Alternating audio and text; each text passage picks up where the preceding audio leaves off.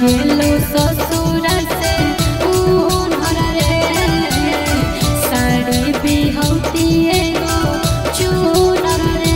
छोड़ी चढ़ो खरा चूनर गे मालो मिलतै तोरा से सुनर गे छोड़ी चढ़ो खरा चूनर गे मालो मिलतै तोरा से सुनर गे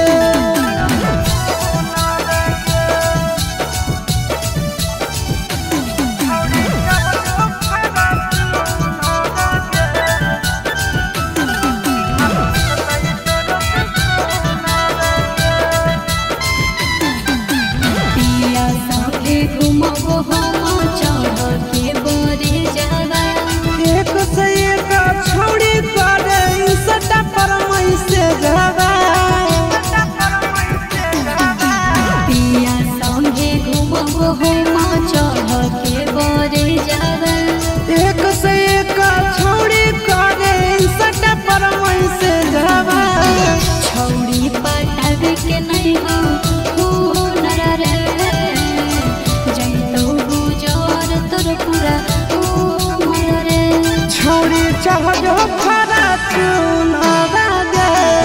मालो मिलतै तोरा से सुनर गे छोड़ी चढ़ो खरा चूनर गे मालो मिलतै तोरा से सुनर गे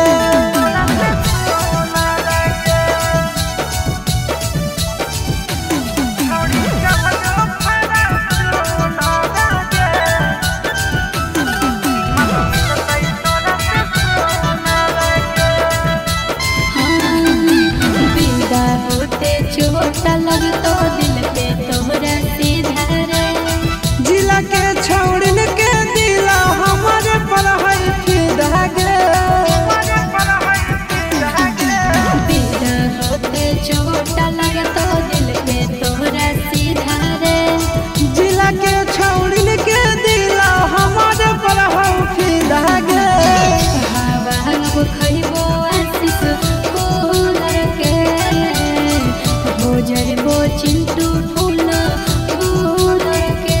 छोड़ी चढ़ो खरा